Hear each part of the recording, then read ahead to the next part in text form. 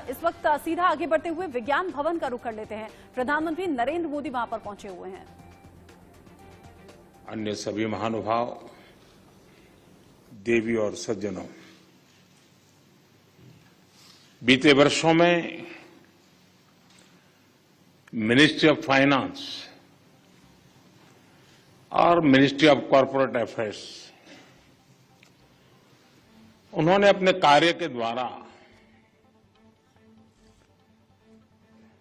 सही समय पर सही निर्णयों के द्वारा अपनी एक लीगेसी बनाई है, एक बेहतरीन सफर तय किया है। आप सभी इस विरासत का हिस्सा हैं। देश के सामान्य जन के जीवन को आसान बनाना हो या फिर देश की अर्थव्यवस्था को सशक्त करना हो, बीते 75 वर्षों में अनेक साथियों ने बहुत बड़ा कंट्रीब्यूशन किया है। ये आइकॉनिक वीक ऐसे हर साथी को,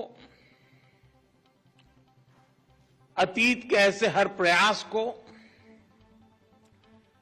जीवंत करने का अवसर है। आजादी के अमृत काल में हम अपने इस अतीत से प्रेरित होकर अपने प्रयासों को और बेहतर कर सके, ये इस दिशा में बहुत अच्छा कदम है।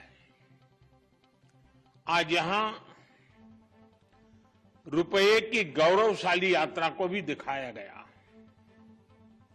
इस सफर से परिचित कराने वाली डिजिटल प्रदर्शनी भी शुरू हुई और आजादी के अमृत महोत्सव के लिए समर्पित नए सिक्के भी जारी किए गए।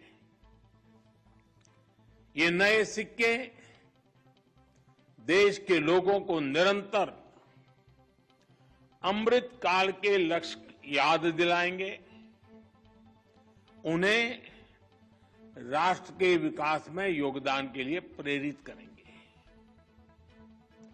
अगले एक हफ्ते में अनेक कार्यक्रम आपके विभाग के द्वारा होने वाले हैं। इस अमृत कार्य से जुड़े सभी विभागों को, आपकी हर छोटी मोटी इकाई को मैं बहुत बहुत शुभकामनाएं देता हूं।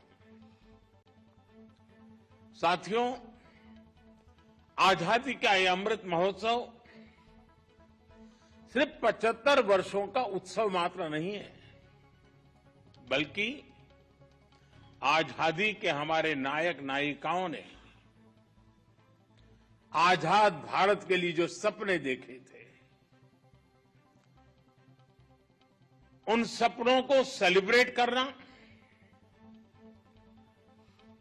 उन सपनों को परिपूर्ण करना, उन सपनों में एक नया सामर्थ्य भरना और नए संकल्प लेकर के आगे बढ़ने का ये पल है। आजादी के लंबे संघर्ष में जिसने भी हिस्सा लिया,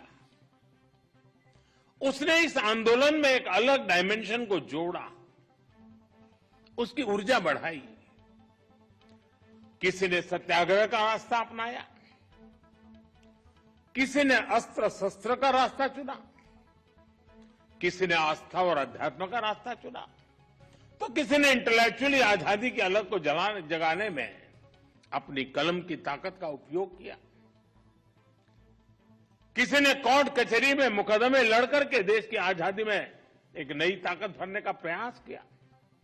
इसलिए आज जब हम आजादी के 75 वर्ष का पर्व मना रहे हैं, तो प्रत्येक देशवासी का कर्तव्य है कि वो अपने अपने स्तर पर अपना कोई विशिष्ट योगदान राष्ट्र के विकास में जरूर जोड़े। आप देखिए, अगर हम राष्ट्र के तौर पर देखें तो भारत ने बीते 8 वर्षों अलग अलग आयामों पर नित्य नूतन कदम उठाए हैं, नवीन काम करने का प्रयास किया है। इस दौरान देश में जो जनभागीदारी बढ़ी, उन्होंने देश के विकास को गति दी है। देश के गरीब से गरीब नागरिक को सशक्त किया है। स्वच्छ भारत अभियान ने गरीब को सम्मान से जीने का अवसर दिया।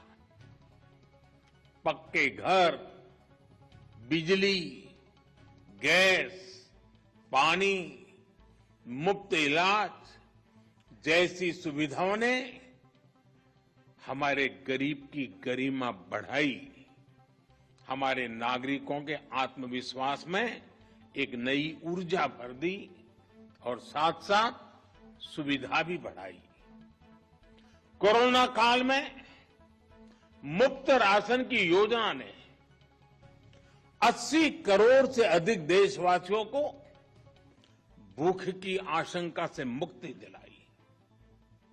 देश के आधे से अधिक आबादी जो देश के विकास के विमर्श से, फॉर्मल सिस्टम से वंचित थी, एक्सक्लूडेड थी, उसका इंक्लूजन हमने मिशन मोड पर किया।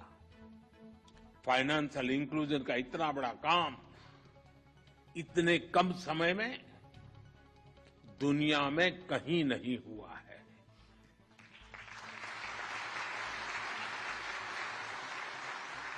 और सबसे बड़ी बात,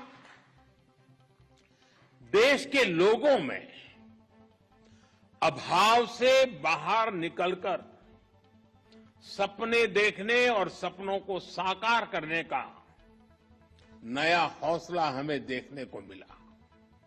साथियों, आजादी के 7 दशक बाद ये जो इतना बड़ा परिवर्तन आया है, उसके केंद्र में पीपल सेंट्रिक गवर्नेंस है। गुड गवर्नेंस का लगातार प्रयास है। एक समय था जब हमारे देश में नीतियों और निर्णय गवर्नमेंट सेंट्रिक होते थे, यानी किसी योजना के शुरू होने के बाद ये लोगों की जिम्मेदारी थी कि वो सरकार तक पहुंचकर उसका लाभ उठाएं। इस तरह की व्यवस्था में सरकार और प्रशासन दोनों की ही जिम्मेदारी कम हो जाती थी। अब जैसे किसी गरीब छात्र को पढ़ाई के लिए आर्थिक मदद की जरूरत होती थी, तो पहले वो अपने परिवार, अपने रिश्तेदारों या फिर दोस्तों से मदद लेने के लिए मजबूर था। इसी काम के लिए सरकार की जो भी योजनाएं थी, उसमें इतनी ज्यादा प्रक्रियाएं होती थी कि वो उस मदद को पाने के लिए आगे ही नहीं बढ़ता था। उस प्रक्रिया में ही थकान महसूस करने लग जाता था। इसी तरह अगर किसी एंटरप्रेन्योर, किसी व्यापारी, कारोबारी को लोन की जरूरत होती थी, तो उसे भी अनेक जगह चक्कर लगाने पड़ते थे, अनेक प्रक्रियाओं से गुजरना पड़ता था। अक्सर ये भी होता था कि अधूरी जानकारी की वजह से वो मंत्रालय की वेबसाइट तक भी नहीं पहुंच पाता था। ऐसी मुश्किलों का नतीजा ये होता था कि छात्र हो या व्यापारी अपने सपने बीच में ही छोड़ देता था।